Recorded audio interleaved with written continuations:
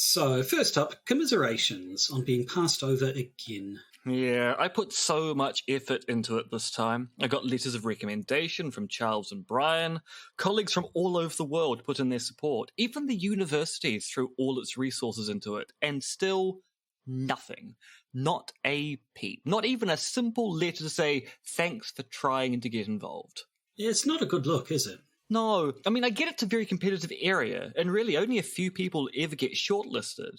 But I'm respected in my field. I have history in the area. I even said I'd supply my own wardrobe. But no, there's not even the slightest bit of recognition. It's actually pretty insulting. Yeah, and realistically, the next chance will be in 4, maybe 5 years' time, and I suspect it'll be too late in my career to apply then. This really was my last chance. Well, the BBC's loss is our gain, I suppose. You'll always be my doctor. Thanks. That actually really means a lot, and I do think Ncuti Gatwa is a good choice. I'm just gutted to once again not even being considered as a possible next doctor.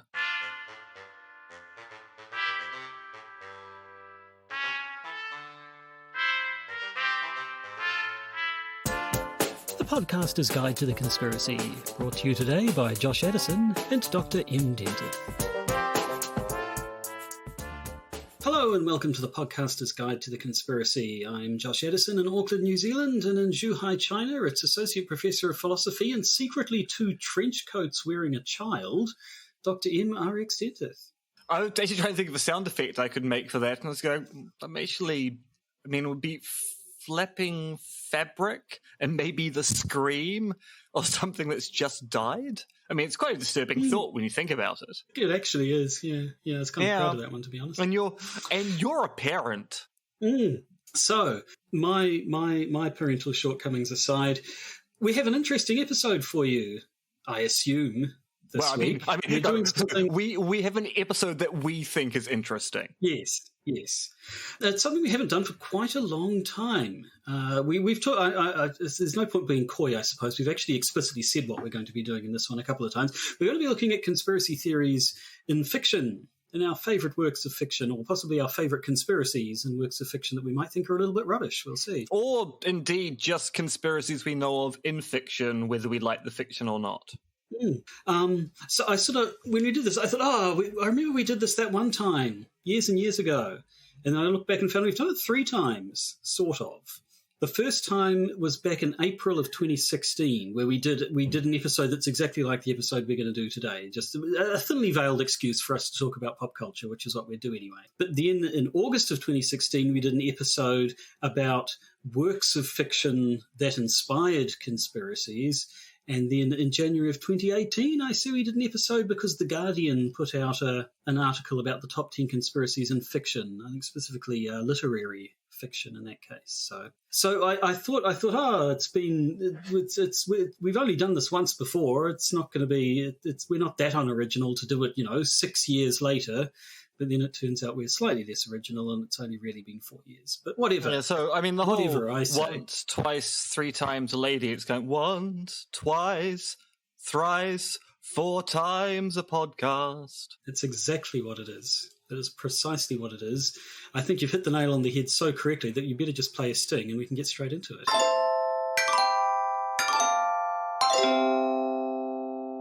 So I thought to begin with, actually, the first thing I would like to say is that I'm still have a bit of the COVID rattle left. So there may be the occasional coughing fit, which, depending where it occurs, Em may or may not be able to edit out. I'll just chuck that out there first, so you're ready for it. But the second thing I wanted to say is that maybe we should quickly run through what we did talk about in those previous episodes, just so that to save people saying, hang on, how come you never bothered discussing this obvious conspiracy when in fact we already talked about it before? That is an excellent idea. And it does mean I can go false flag a few times as well. It does. Do you want to do the list, or do you want me to do the list? You do the list. I'll alternate list. Okay. You'll do the commentary. I'll do the commentary. The colour. Yep. Okay. So we talked about, of course, The Manchurian Candidate with a detour into No Way Out. Great Frank Sinatra film. And Salt. Mm-hmm. We talked about The Departed /Infernal Affairs. Salt is not a great Frank Sinatra film. Frank Sinatra hardly appears in Salt. I believe he appears in an urn in a background shot, but really, frankly, not his best work. No, although it did inspire one of the best tweets I've ever seen, where someone had the poster, Angelina Jolie is salt, and with their comment, oh, and who's Pepper? Renee Zellweger? This is some racist bullshit. But anyway, we talked about The Departed and Infernal Affairs. We talked about Capricorn 1 and also Moonwalkers, which do a similar thing. Now, Capricorn 1 kind of, is one of the urtex of conspiracy theory in fiction, given that many people think that Capricorn 1 kind of inspired moon landing hoax conspiracy theories, even though they're kind of getting the history wrong there. Capricorn 1 was inspired by emergent moon landing hoax conspiracy theories. Which indeed is why we talked about it in the second episode, but we'll get to that shortly.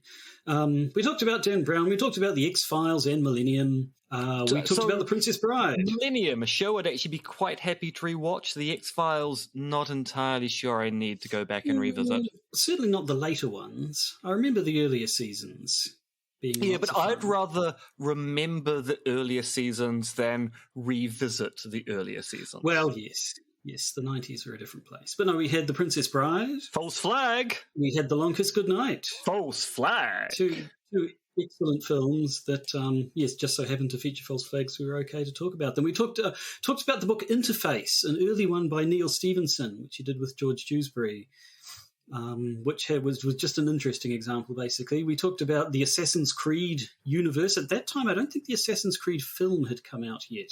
So it would have been just the world the was a better place because of that. Actually, the Assassin's Creed universe is interesting because due to antiquated gaming hardware, the last proper game I played in the Assassin's Creed sequence was Assassin's Creed Rogue, which was kind of the sidequel to Assassin's Creed Black Flag.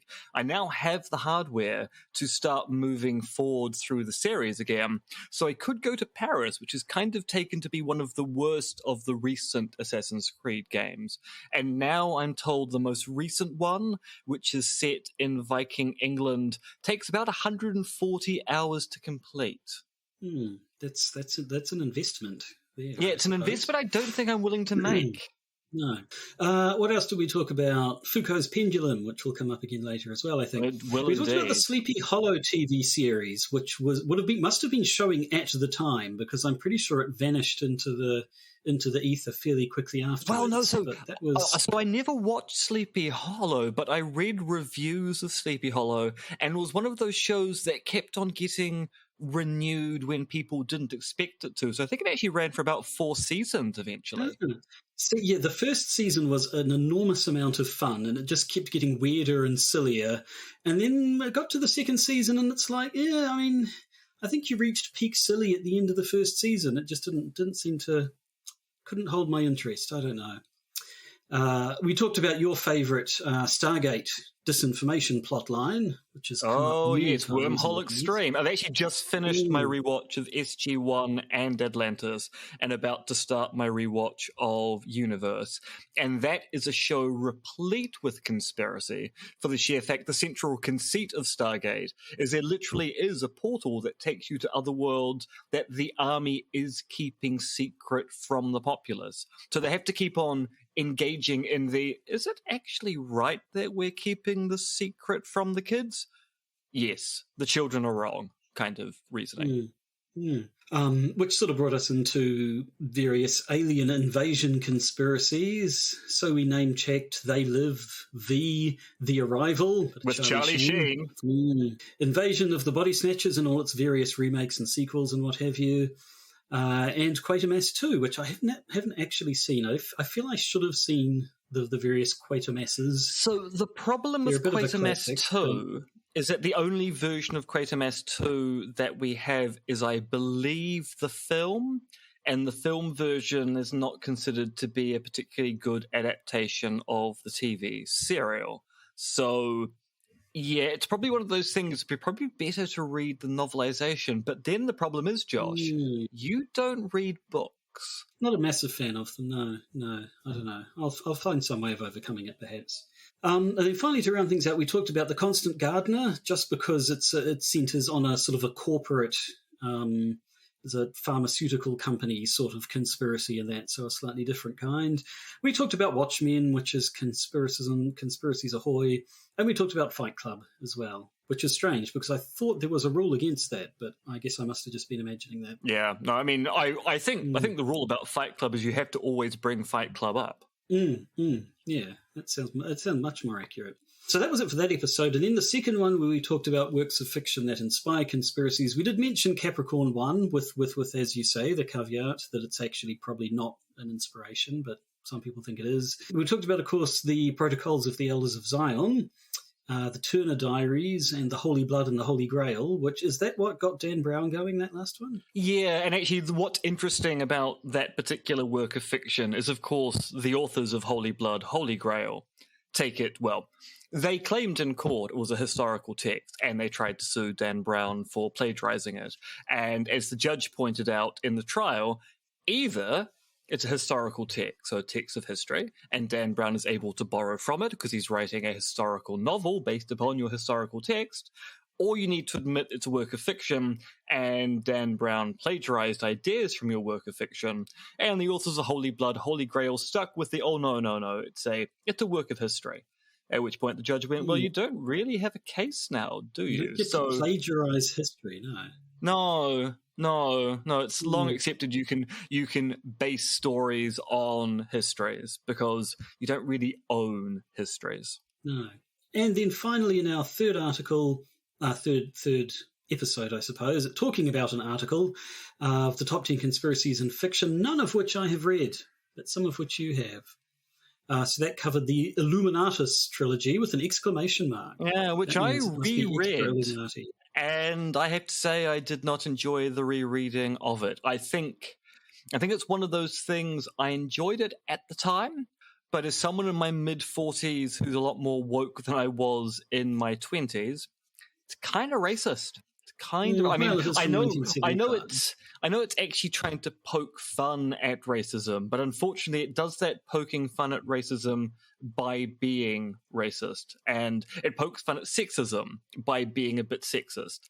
And I just don't think it's dated well. Also, it's quite clearly a trilogy where they knew how to start it but had no idea how to end it. Oh dear. So the list continued with Libra by Don DeLillo, 1988. The Crying of Lot 49 by Thomas Pynchon, 1966. Mumbo Jumbo by Ishmael Reed, 1972. So I know of this, but I've never read it. Mm-hmm. The Plot Against America by Philip Roth, which I think I've read, but I can't recall. I've read a lot of books in my time. I saw that and thought, isn't he the guy from Reservoir Dogs and stuff? But that, of course, is Tim Roth, and I'm a fool. Number 6 is The Trial by Franz Kafka. A classic. There's very much a classic. The Book of Daniel by E.L. Doctorow. Haven't read. A little of that. 2666, or possibly 2666 by Roberto Bolaño, 2004. Which I also have to say I haven't read. Vida by Marge Piercy, 1980. No, I haven't read that either. And, of course, Foucault's Pendulum by Umberto Eco. And, of course, there's a lot of conspiracy in Eco's work, from The Name of the Rose to The Prague Cemetery. And, indeed, his latter works all seem to be rehashings of the Prague Cemetery. It was very weird. Very, very weird. So anyway, that's what we've talked about before. So if you want to hear us talk about any of those works of fiction, you'll have to go back and find those old episodes. And good luck to you, because that was back before we realised we'd been misnumbering them. So I'm not quite sure what they are anyway. I mean, I guess you could just search into Podbean and look for fiction. They're probably, I suspect we probably use the word fiction in either the titles or the description. Yes, and indeed, at the moment, the episodes aren't numbered on the podcast feed anyway. They just come up as names because I've given up actually, because of the misnumbering scandal and the fact that I really have no idea whether the numbering system we've got works. It's just better to only have a kind of unofficial numbering behind the scenes and not confuse people in front of the camera. Indeed. So now we can talk about new stuff. And the first new thing I'd like to talk about, it turns out isn't a new thing, because the whole reason we thought of doing this is because after talking about KGB agents a few weeks ago, I thought we really need to talk about No Way Out. And looking back through those notes, you might have noticed that one of the very first things we talked about in the other episode was the film No Way Out. But I think that was more in passing after a discussion of the Manchurian Candidate. But I like No Way Out. Now, I suppose we should say right at the front, there will be spoilers aplenty for everything we talk about. So if you're the sort of person who doesn't like having things spoiled, even though the most recent thing we talk about is possibly more than 10 years old, I'm not sure. Well, maybe not. So we'll be talking about... the things we're talking about are many decades. The stuff we're going to talk about in Doctor Who and Killjoys, some of that is recent, but actually most of it kind of reflects that we are two people in our 40s talking about the pop culture we enjoyed in our 20s. Now, No Way Out, of course, came out in 1987 when I was 11 years old, so I never saw it at the cinemas, but I did hear about it and saw it on TV eventually. It's a good one. I like that it's just conspiracies and conspiracy theories a go. So a quick summary of the plot. It's the film is famous for two things. It's famous for the scene where Kevin Costner has sex with Sean Young in the back of a limo, parodied in Hot Shots Part 2, as I recall. And it's famous for the twist ending, which we'll get to. But so Kevin Costner is an officer in naval intelligence who then goes to work for the Secretary of Defense, played by Gene Hackman. And he meets this woman played by Sean Young, and the two sort of begin a bit of an affair, but it turns out she is actually the mistress of Gene Hackman. And so Gene Hackman, suspecting that she's been cheating on him, goes and tries to confront her about this. They fight, and Gene Hackman ends up accidentally killing her. And so at first he's going to fall on his sword, but then his devious aide, who, because this is 1987, is a gay man, and in 1987 all gay men were evil in fiction, suggests a different tactic. They say, let's use this rumor that's always been this rumor or conspiracy theory, if you will, that's been going around the CIA that there's this KGB sleeper agent who we've codenamed Yuri inside the CIA. That's always just sort of been rumored that the KGB managed to get a sleeper in. But let's say that the guy that killed her was actually Yuri, and then A, we can make it a matter of national security to track down this guy who she was cheating on you with, and then B, we can make sure that he isn't taken alive when we come to arrest him, and then we can just blame everything on him. He's the scapegoat, and it all works out nicely. Now, wouldn't you know it, the person they put in charge of the investigation to find out who this person is, who they're going to stitch the whole thing on, is Kevin Costner. And so then he has to juggle trying to run this investigation that he knows is going to implicate him, and knowing that he's being set up, while also trying to find evidence to prove that Gene Hackman all did it and everything. And so there's sort of from the start, we have the mundane conspiracies of people conducting affairs and cheating on people with other people. We have the conspiracy theory of a KGB sleeper agent inside the CIA, which is then used as fuel for the conspiracy between Gene Hackman and the guy playing his aide, and then Kevin Costner's busy conspiring against them. It all comes out in the wash. He manages to find evidence that sort of ties Gene Hackman to Sean Young, which would implicate him. They pin everything on the gay man, because once again it's 1987 and gay people are evil, and it's all sort of sorted out. And then right at the very end, Kevin Costner's sitting there looking sad when he's approached to a bunch of people who start talking to him in Russian and saying what the heck went on with that whole affair. And it turns out that Kevin Costner actually was a KGB mole inside the CIA. And so the people who'd been trying to frame him as a mole turned out they were right without even knowing it. So then there was the extra conspiracy theory of the extra conspiracy of KGB people inside the CIA. It's just... It's conspiracy theories all the way down. It's a classic Jean-Paul Gaultier paradox. So, yes, that's where you're accidentally right about French avant-garde fashion. Precisely. That's where you're accidentally right because you did the costumes for The Fifth Element. And you co-hosted Eurotrash. God, does anybody but the two of us remember Eurotrash? That was... I mean, it was made in England, so formative memory at university. very formative. And also, Strange show. unfortunately, has never helped my cliche of French people, because I just always assumed for the first half of watching that series that they were two English people pretending to be French because they were being so outrageously French with their accents.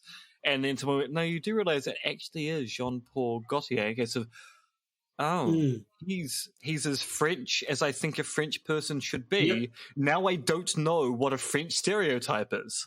Exactly. Yeah, no. Jean-Paul Gaultier talks like a non-French person doing a comedy French accent.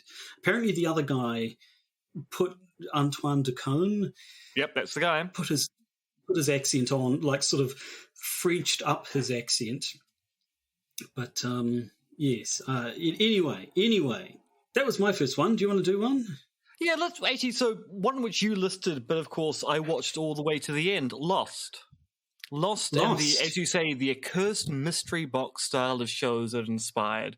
Now, in your list here, you've got Outer Range, which I have not watched and probably won't watch because things like Lost kind of did turn me off the mystery box style of shows.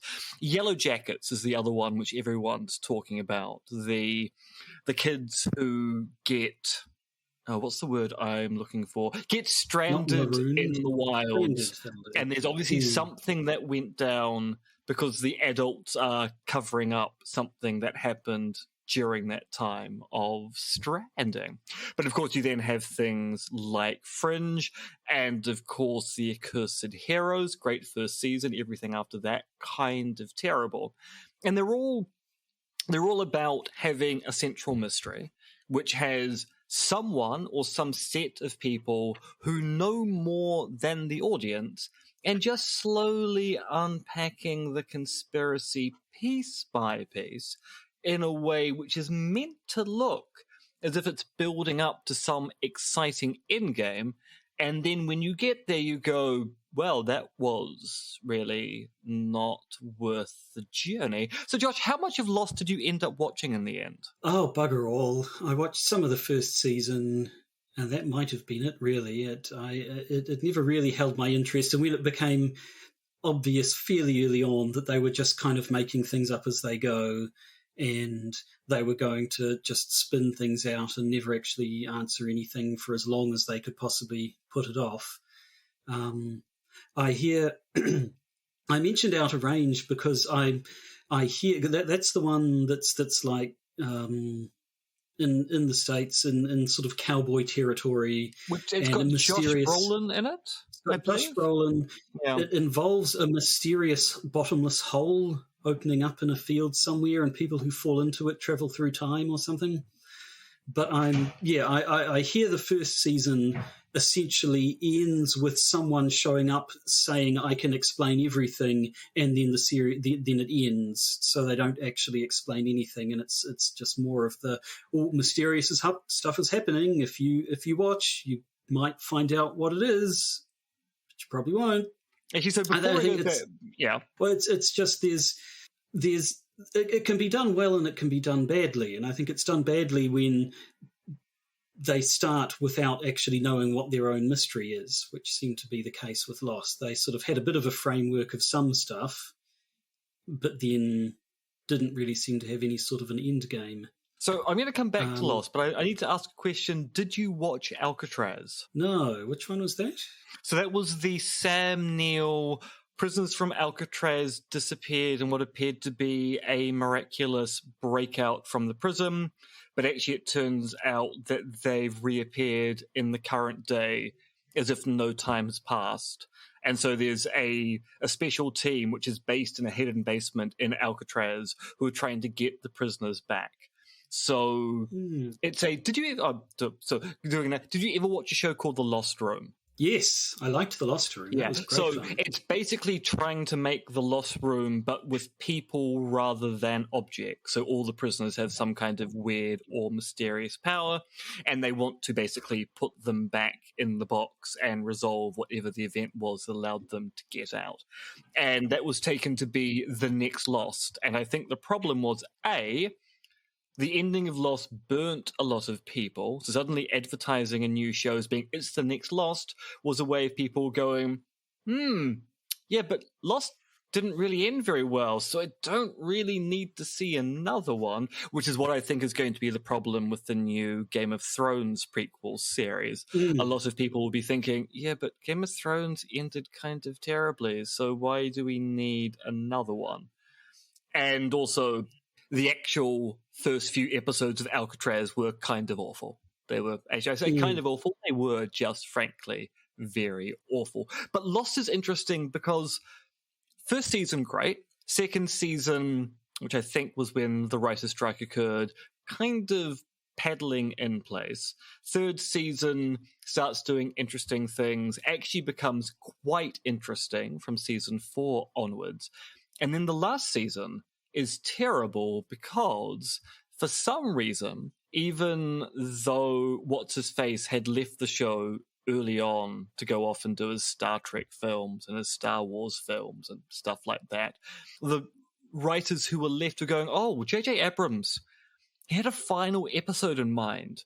We're going to keep to that final episode even though it makes no narrative sense given where the show has gone. So they spend the entire last season basically forcing the narrative arc of the show away from where it was going to the ending that J.J. Abrams originally came up with, rather than going, well, J.J. Abrams isn't here anymore. We could just end the show our own way. And what's particularly interesting, having said it's already interesting, is there's a fan edit of the last season of Lost, which basically reduces the show down to about 8 episodes, cuts out a lot of the annoying plot lines, the flash sideways and the like, and actually it works. So someone has managed to take the last season of Lost, edit the last season down into something which turns out to be a perfectly adequate ending to the show after all. So there was enough there to get to the end. They just completely ruined it. Actually, one of the things about Lost that caused me to give up on it quite early was that the involvement of Carlton Cuse, who was an executive producer and the joint showrunner with Damon Lindelof, because Carlton Cuse was the showrunner on The Adventures of Briscoe County Jr., which was one of my favorite shows. One of my absolute favorite shows.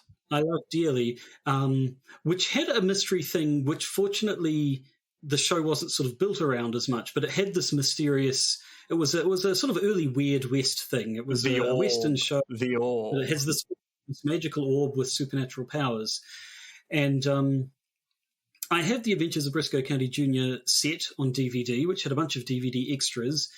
And one of them is an interview with all the writers and Carlton Cuse. And at one point, one of the writers says to Carlton Cuse, so Carlton, what was the orb again? And he's like, oh, it was a thing with and sort of trails off. The whole joke being that he introduced this mysterious thing with no plan, with no idea of what it actually was, just having it being a thing to drive the plot forward.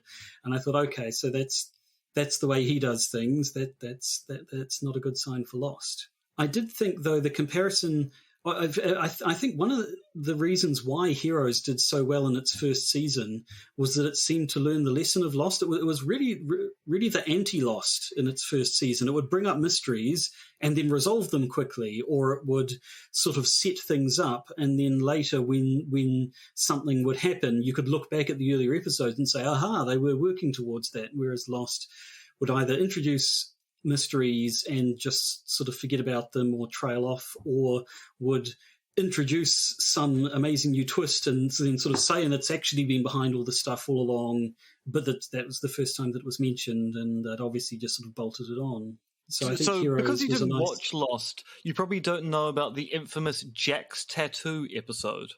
I do not know. So the actor who played Jack, Matthew, I can't remember his last name. No, that's Chandler. Yeah, that would be a very different show if Chandler was in Lost. He had a tattoo, and they decided they were going to give the tattoo a backstory in Lost. So they devote an entire series of flashbacks to when he gets this apparently cursed tattoo in Thailand. And people were going, this is obviously a case of a show spinning its wheels where they've decided to spend 42 minutes explaining why a character has a tattoo. Was there a deep and significant meaning? It never to came why? up again. It never came up again. Right. So, yes. I have to say, I'm a slight hypocrite in that I did make a point of keeping up with what was going on Lost by, like, reading episode summaries on the internet. So I did kind of want to... There was sort of a sick fascination in seeing it spinning its wheels and stuff like that. But I certainly wasn't going to watch the episodes to find out. But I did actually sort of stay clued in on a bunch of what was going on. And of course, the other one which you've got on the list is Fringe. How much of Fringe did you watch? I didn't watch the last season, which was obviously a case of a very good idea. It was obviously a case of they're like, okay, this will be the last season. We'll wrap up all the plot lines, and then they're like, hey, we've renewed you for another season, and they went, oh shit, what are we going to do now? And so the first couple of episodes in, I was like, okay, no, this is not worth the trouble. I'm going to pretend it ended at the last season, and that's that. Yeah, no, I enjoyed Fringe, and Fringe did have a really nice conspiracy. And that it was a small-scale conspiracy. It was basically two scientists hiding the fact that they had created a bridge from one version of reality to another. And then the fact that, despite the fact they were hiding this, it was causing huge effects to the other universe, which was beginning to break down because the bridge wasn't adequately closed. And so the way that the conspiracy kind of just generally expanded as government agencies found out about the problem and then tried to resolve it. And as you put in the notes, it kind of showed how Lost could have been done, which is kind of ironic given it was also started by J.J. Abrams. Yeah, it did seem to have learned some lessons. But that was a good one where a few episodes in they introduced the concept of these observers, these weird bald people who just sort of stand there watching and appear to have mysterious powers, and then mention that they've always been watching things, and then you could go back to the previous episodes and realize you could actually find one of these guys in a background scene of every episode before that, which was... And then they ruined the observers by making them the villains of the last season. Of the last season, yes. So the less said about that, the better. But anyway. And of course, we can't go past that single episode with Peter Weller. I was going to bring that up. That's actually one of the best time travel episodes in American science fiction. Look it up. So, what now? I might as well bring up the other one, my other excuse for doing this, which is Who Framed Roger Rabbit, which I watched again with my kids recently. You and your obsession with what happened to the streetcars in LA. Yeah, well, because a decent chunk of the plot of Who Framed Roger Rabbit turns out to be based on the General Motors streetcar conspiracy, which is sort of the idea that General Motors and other companies essentially bought up a bunch of public or mass transit systems specifically to close them down so that America's main form of transport would be the automobile. Now, it's a shame that you have never had a chance to talk with Brian Alkeely, because Brian actually has some scuttlebutt about this particular conspiracy theory that goes actually a lot more complicated and slightly less conspiratorial than it is generally accepted to be. Yeah. Now, my understanding is that it is more complicated than that, but it's something people talk about, and it's certainly Who Framed Roger Rabbit takes a spin on it, where the bad guy. It turns out the company that he owns bought up the red car in Los Angeles, and specifically to shut it down because he saw the future, and the future is freeways and lots of car traffic and stuff like that. It's all a little bit silly, but it's apparently I had a quick read up just to see. Just to make sure I'm not wrong and that it was officially blamed on that, and they said apparently that they based those sort of the conspiracy bits of the plot a little bit on the film Chinatown, which also is based around that stuff. So I think, I don't know if it was directly based on the GM conspiracy or whether it was based on things that were based on the conspiracy. Now, I do want to point out, Christopher Lloyd seems very much like two trench coats stuck in the skin of a child in that film. He very much does in that film, yes.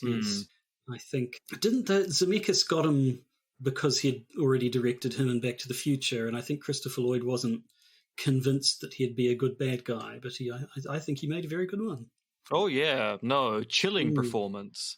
in that Indeed. he always seems slightly odd before the reveal of what he actually is. And they go, oh, of course. Suddenly, a lot of his movements and the way he acts makes complete sense. Now, here's one maybe you can tell me about. Just as I was thinking up things about this, I then realised that the series Gaslit is on TV right at the moment, which is all about Watergate, but I understand it's based on the Slow Burn podcast, which I haven't listened to, but you have. Is that right? So, yes. So it's based on a story in the Slow Burn series on Watergate. And unfortunately, I've completely forgotten the name of the person it's about, which is the wife of one of the conspirators in the Watergate cover-up.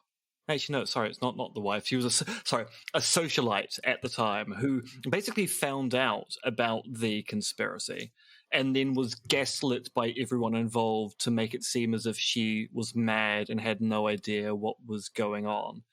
And so the show is about the gaslighting of someone who knew what was going on, was trying to tell people what was going on, and the authorities made out that she was a drunk, she was an unreliable narrator, she was having domestic issues in such a way that no one would take her seriously. I was hoping that was typing in the background as he was trying to get the person's name for me, because it's just gone out of my head completely. Yep. Martha Mitchell, That's who was the wife of John Mitchell, who was the Attorney General under Nixon. There we go. Yes. Now, I haven't watched any of the episodes of Gaslit that have been released at present. I understand there's a lot of there's comedy, essentially, in these serious 1960s men sitting around, obviously being incompetent idiots, and yet getting away with stuff because it's the 60s. And if some dame accuses you, you can just say she's a drunk and probably got one of those uteruses that's wandering all over her body, like Socrates said, you know? Oh, sorry, I was just thinking Socrates. When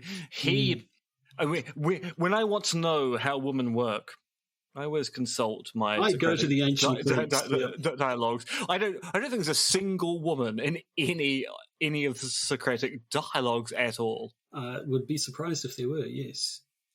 So I sort of almost thought, should we wait until all of Gaslit has come out and then we could include that here? But I thought, no, we're doing this and we're doing it now.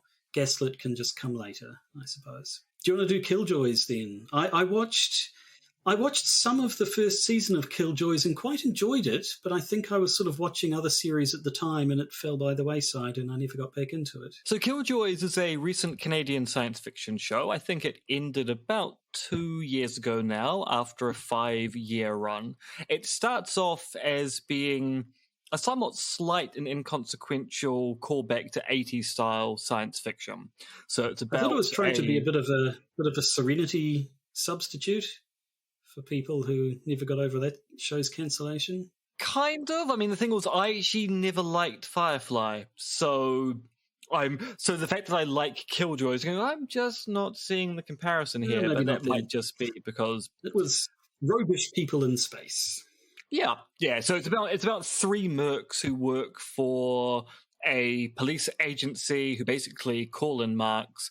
The first season is very much about going on individual missions and the realization that there's something going on in the background which may be involving the higher echelons of the company they work for. And eventually you start getting this quite elaborate conspiracy plotline about there being this green goo that if people get infected by it, they become somewhat non-human. They lose emotional responses, basically, and gain super strength.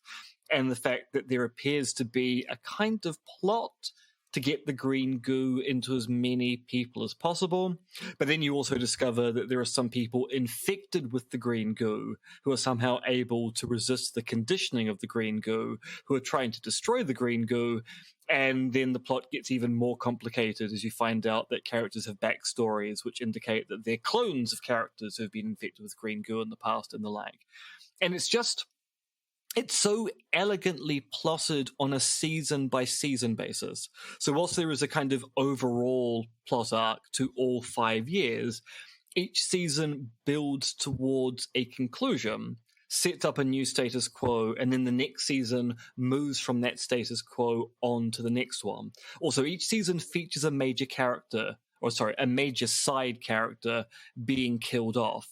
And by the time you get to season 3 or 4, you're going, I quite like all the side characters. I don't really want them to kill off this particular character. And so you get invested as you move towards the end going, who are they going to kill this time? Because I don't think I'm very happy with them killing all of these people. So yeah, well worth watching. It's got a delightful kind of green or grey goo conspiracy theory about infiltration of the echelons of corporate and governmental interests.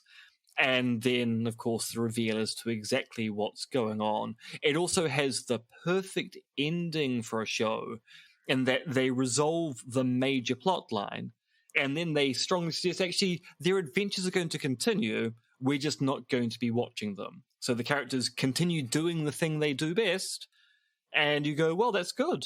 I mean, they achieved their end, now they get to live life happily ever after. Yeah, it's barely relevant to what we're talking about, but Forever, the one with Ioan Gruffudd, I thought had the best first season finale I've ever seen, in that it works as the end of chapter 1. If they were to get a second season, they could continue it well, but it also acts as a nice sort of ending point, and as it turned out, it never did get renewed. So it made a very nice ending to the whole season. Which one was Forever again? The one where Ioan Gruffudd is immortal, and every time he dies, he reappears in a body of water somewhere else. And Judd Hirsch plays his son, who he adopted in World War II, and who now looks old enough to be his father. And there was the evil immortal who's just messing with him because he's hundreds of years older and has just sort of got bored with life and figures might as well just be evil. See, to my mind, the show which only got one season had a perfect ending, and I would love to have seen more, was Wonderfalls. Yeah, I never got into that one. I think wonderful show. Was that, which one's Wonderfalls and which one's Joan of Arcadia? Because they both sort of blurred together for me. So Wonderfalls stars Caroline de Havenas as someone who works in a tourist store, and then one day inanimate objects start talking to her, telling her to do things. And she doesn't really want to do the things they tell her to, but they won't shut up. Right. And Joan of Arcadia is where she thinks she's getting messages from God to do things, or I don't know. I didn't watch it. I never watched Joan of Arcadia. Unfortunately, I think it ended up going on for longer than Wonderfalls did. Anyway, back on Conspiracies. So the first time round we talked about alien invasion as a genre, which is always full of conspiracies, but of course crime films and heist films are another genre where you just can't do them without having them full of conspiracies and possibly counter-conspiracies and conspiracy theories. The ones I find interesting about that are the ones where you end up with plot holes due to the fact that you don't get to see them planning the conspiracy and sort of find out things afterwards. So, I mean, there's the famous plot hole that everybody likes to talk about in Die Hard, where the criminal they've drilled through a bunch of lots, but then there's the electromagnetic lock sealing the vault shut that they have no way of opening. But it turns out that no, Hans had a plan all along, and he was counting on the fact that the FBI would shut power to the building, which would turn off the electromagnetic lock, and then everything would work out. But the people always point out this was a meticulously planned operation. And yet nobody but Hans Gruber knew that this thing was going to happen. So there must have been at some point in the planning where they're like, okay, so we're going to get through these, then there'll be the electromagnetic lock we have to get through. How are we going to do that? And Hans Gruber said, oh, don't worry about that. It'll be a surprise. And these other hardened criminal mercenaries are like, oh, I love surprises. Okay, let's wait and find out what happens. You see, I was thinking more about the ambulance hidden in the van. The van, yes, who in an earlier shot we know is empty.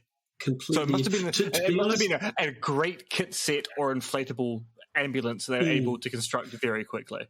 I have to say, I've seen Die Hard many, many times. It wasn't until I saw a documentary about Die Hard this year, might have been last year, where someone pointed out that plot hole that I actually noticed it in the first place. And as they talk about how the fact that they were sort of writing the film as they went a little bit, and it got to the point with, okay, so hang on, what's their getaway plan? And someone said, okay, how about there's a van in the back of their truck, and that's, or like an ambulance thing, and they're going to get out in that. And they say, okay, sweet.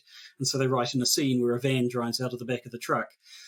And then they were watching a test screening, and then somebody noticed right at the start, as you say, there is a shot where you see them getting out of the back of the truck, and there is clearly nothing inside it except for them and their guns.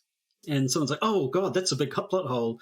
And the guy basically said, nobody's going to notice. By the time they get to the end of if we've made a good enough film, nobody's going to care, which I think is...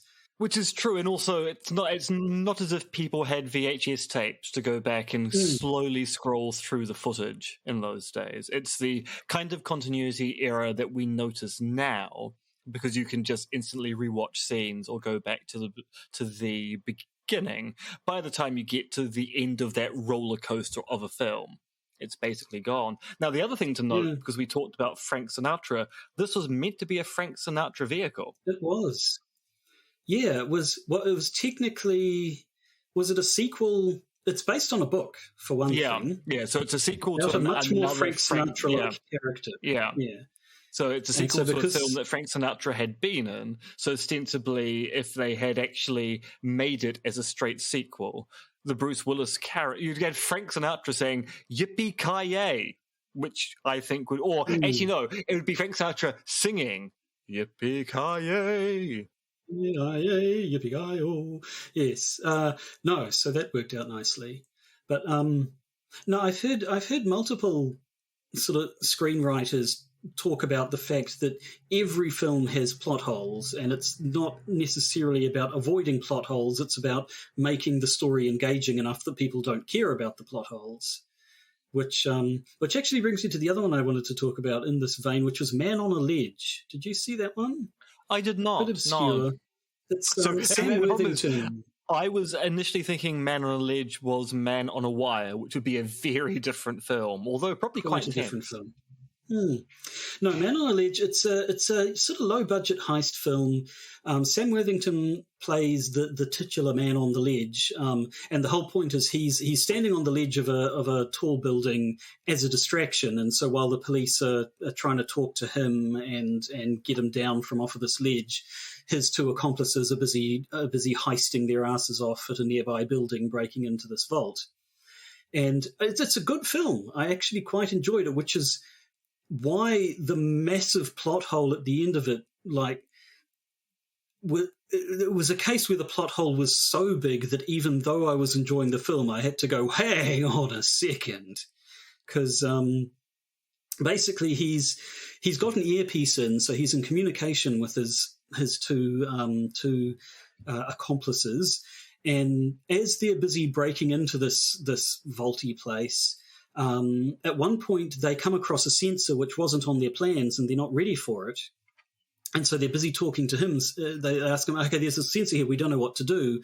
And it's all a wacky scene because he's talking with a police officer at the same time, and so he's trying to sort of speak in coded terms so that they know what he's talking about, but the police officer doesn't realize he's giving instructions to his accomplices. But he basically tells them that it's a temperature sensor, and they need to do something clever. I can't remember, they spray it with a fire extinguisher or something. They do something to mask their temperatures so that they're able to get past the sensor and continue on into the vault. Now, at the end of the film, they do the typical heist thing where it looks like everything's gone wrong. The alarms go off. Everybody rushes in. It looks like the heist has failed. But then it turns out that's what they wanted all along, because although they could get into the place, the actual vaulty bit that they really wanted to get into, which was owned by the bad guy of the film, they didn't have a way into that. So the whole point was to break in, trigger the alarms, so that when he comes in to open the vault to check that none of his stuff has been stolen, then they can get the drop on him and get it. And so when this is all revealed, you realize they show you how they deliberately triggered their own alarms, and it was by placing a bunch of heat packs under that heat sensor. And at that point, it was like, hang on, the heat sensor that you spent quite a bit of time establishing they didn't know was there, and yet now you're telling me their plan hinged on the fact that they were going to set that sensor off with a bunch of heat packs that they brought with them. it was such a jarring sort of a, hang on, that doesn't even make a little bit of sense, that it took me right out of the whole thing. It's quite strange. So another case where if you'd seen Sam Worthington as a movie star, and apparently we're going to get 4 more Avatar films with him as the star. But yes, another film where if you'd actually seen the planning of the conspiracy, it suddenly would have been obvious that it didn't make any sense from the start. I must bring up at this point, though, the film Bound, the film that the Wachowskis did that gave them the clout to make The Matrix, which was notable at the time for basically being a lesbian love story, and so most of the commentary was for girl-on-girl action. But what I really like about that film is that it's one of the few cases where some conspirators come up with a plan that involves a person who they have no control over acting in exactly the way they predict. They make their plan, they execute it, and the person acts in a completely different way, and their plan totally turns to crap, and they have to scramble to save themselves.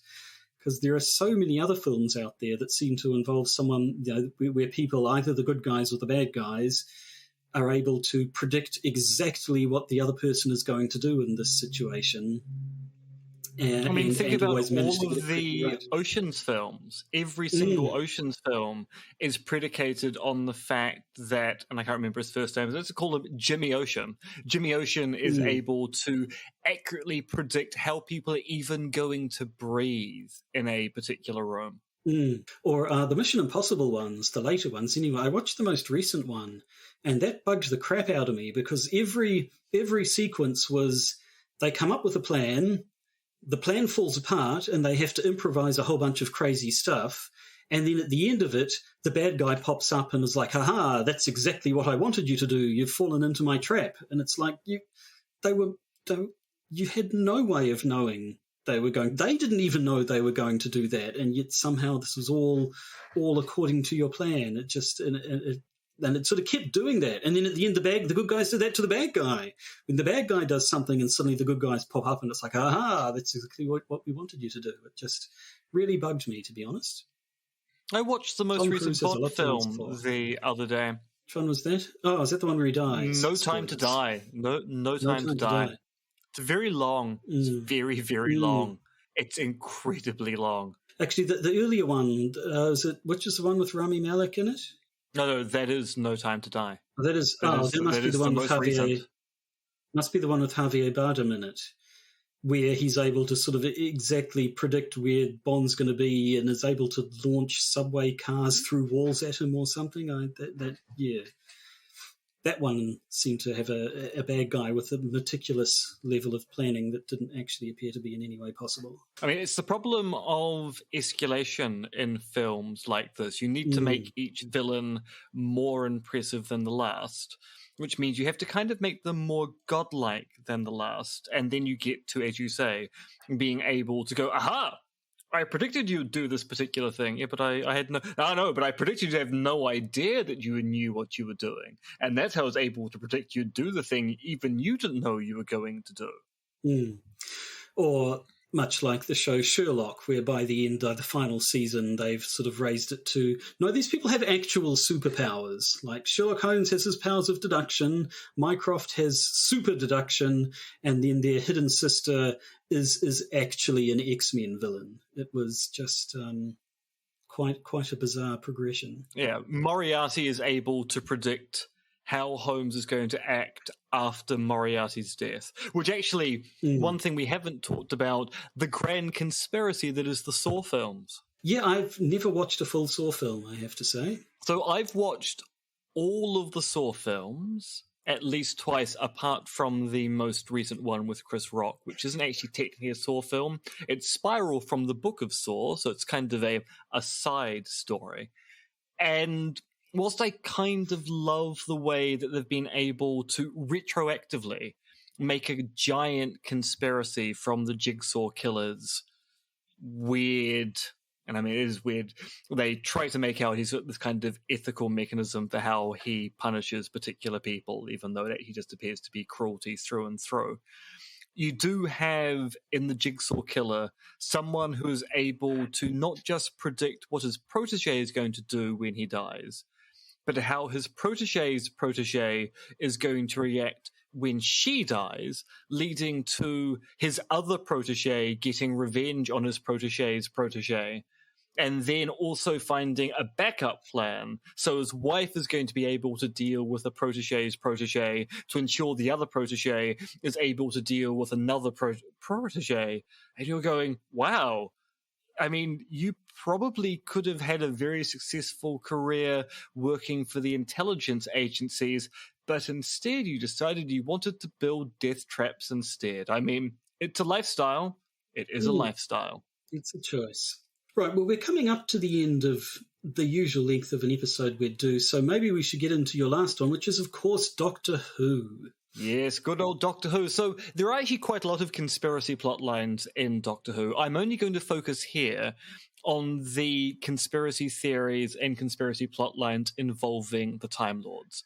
Because one thing which we discover from the fourth Doctor onwards is that Time Lord society is very secretive and actually quite corrupt. So we don't even find out about the Doctor's people until the end of the second Doctor's run. So in the War Games, the Doctor gets into a situation such he has to get in contact with his people, and we discover his people are all time travelers like himself. They've got the ridiculous name of the Time Lords, which somehow has managed to go from being the most ridiculous name for a people to something that kind of works within the canon. We get a little bit of Time Lordy stuff under the third Doctor. So a Time Lord tells the Doctor that the Master is around the place at the beginning of the second series for John Pertwee. We get, with the three Doctors, an attack upon the Time Lord planet, which I don't think's even named in that episode. And the Time Lords kind of give the Doctor back his ability to travel through time. And then in The Deadly Assassin, the first time the Doctor ever visits his home planet of Gallifrey in the TV series, we get a conspiracy by the Master and Chancellor Goth to frame the Doctor for the murder of the president of the Time Lords. So you get not large scale, you get a small scale conspiracy of the Doctor's biggest nemesis and a member of the Gallifreyan High Council involved in a conspiracy to give the Master back his life force, because the Master has regenerated now too many times and is about to die, by framing the Doctor in such a way that the Doctor's investigation of what happened is going to allow the Master to get access to Time Lord relics that will allow him to gain life force back using the power source of the planet. And this basically starts off an entire run of conspiracy-centric Time Lord storylines. So with a few seasons later, we get the Invasion of Time, where the Doctor returns to Gallifrey and is involved in a conspiracy to stop an invasion by double bluffing every single person in the story. So initially we think that the invasion of Gallifrey is one particular alien race. That turns out to be a double bluff, and it's another alien race. And the Doctor appears to be working with that alien race, but actually he's working against them to find out who the original alien race that wants to invade the planet happens to be. So it ends up being conspiracies within conspiracies. Then a few seasons later, with Peter Davison and the Five Doctors, we get the discovery that there's been a conspiracy in Time Lord society to hide the dark history of the early dark ages of the Time Lords, and the fact that in the old days they used to enjoy having games of death where they would pit people against enemies from out of time. And it turns out that the new president of the Time Lords is basically working with various dark powers to cause issue for the Doctor. We get, with remembrance of the Daleks, the suggestion that the Doctor was actually one of the main characters in that dark history of the Time Lords. So the Doctor's involved in a conspiracy to cover up the fact that he's a lot older and more than just a Time Lord. And so in the classic series, we get every single time the Time Lords come up post Tom Baker, a realization that actually Time Lord society is just a naturally conspiratorial one. And that's kind of continued with the modern series. So Russell T Davies had the idea that the Master himself, or herself, now that we've got the Missy Master duality, was created by Time Lord Society in order to ensure that the Time Lords would survive the Time War by allowing the Master to escape Gallifrey during the Time War, so that when Gallifrey was destroyed, they'd be able to use the Master as a way to track themselves through time to avoid the consequences of the end of the Time War, which of course then got rebooted under Stephen Moffat, where it turned out that there was a conspiracy by the Doctors to save Gallifrey from the end of the Time War entirely by basically forgetting that they had set up a system to move Gallifrey out of the way of the Dalek invasion fleet. And under Chris Chibnall, we now have a new conspiracy where it turns out that the Doctor isn't even a Time Lord, but comes from another universe entirely, and Time Lord Society is based upon her DNA, which created the ability for Time Lords to regenerate, and Time Lords have been keeping that secret from her in perpetuity. Mm. Yeah, I haven't watched the most recent. There are the coughs. I've been waiting for them to show up. I haven't watched the most recent seasons of it, to be honest. I think I was just a little bit all doctored out with Peter Capaldi. I started watching the Jodie Whittaker ones, and my interest just kind of slightly drained away. I'm not really sure why. But yes, the whole Timeless Child thing seemed like quite a swerve. That seemed to be except really... that it's not, because Chibnall's actually building on things that have occurred in the classic series. So there's a very famous Tom Baker story called The Brain of Morbius, which was released on VHS as The Brian of Morbius, which I think is a much better title. And in The Brain of Morbius, the Doctor engages in a battle of wills with another exiled Time Lord. And this particular battle of wills allows you to, they kind of trade regenerations. So if you lose, you end up going all the way back to the beginning of your regenerative cycle and you die. And as the Doctor is fighting Morbius, he starts going back, so you get to Pertwee and then Troughton and then Hartnell. And then suddenly there are 3 or 4 other faces in that list, which aren't Morbius's faces. They appear to be earlier incarnations of the Doctor we've never seen before. And so Chibnall's basically been building on little hints like that in the show's history, because the show has never been consistent with its canon at all, and gone, well, actually, this has kind of already been admitted to, so I'm just going to make something of it. So, yeah, it seemed like a big swerve at the time, but avid watchers of the show were going, oh, you're connecting a lot of dots, and suddenly this isn't quite the big swerve that people are making it out to be after all. Well, how about that? Well, I think...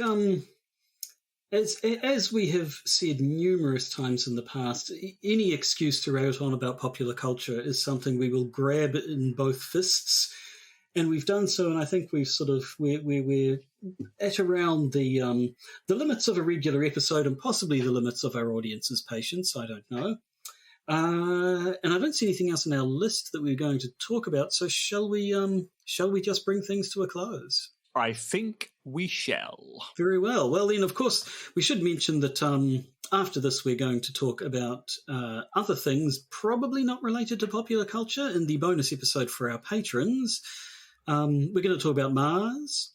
We're going to talk about the Gulf War. We're going to talk about Paul Joseph Watson, because I guess we have to. We should at least mention him. We should mention him, yeah. And I don't know, possibly any other bits that we could have mentioned this episode but forgot to at the time, I don't know. So if you would like to hear about possibly Mars, the Iraq War, or Paul Joseph Watson, and recent developments concerning them, then you want to be one of our patrons. If you are, jolly good. If you're not, go to patreon.com and search for the Podcaster's Guide to the Conspiracy, and you can sign yourself up for as little as $1 a week. That's a New Zealand dollar too, isn't it? So that's like... No. It's like It's even better than that, Josh. It's $1 a month. $1 a month, that's what I meant, yes. It's bugger all, is what I'm saying, so go for it. Or not, because, once again, you've listened all the way to the end of an episode, and just bless you for that. That's quite enough. Quite enough, I think. And I suspect many people listening are going, yes, that is quite enough. It really is. Yep. So before things go on any further, I'm just going to abruptly bring them to a close in my usual way of saying goodbye. Durango. The Podcaster's Guide to the Conspiracy is Josh Addison and me, Dr. M.R.X. Dentith. You can contact us at podcastconspiracy@gmail.com, and please do consider supporting the podcast via our Patreon. And remember, Soylent Green is meeples.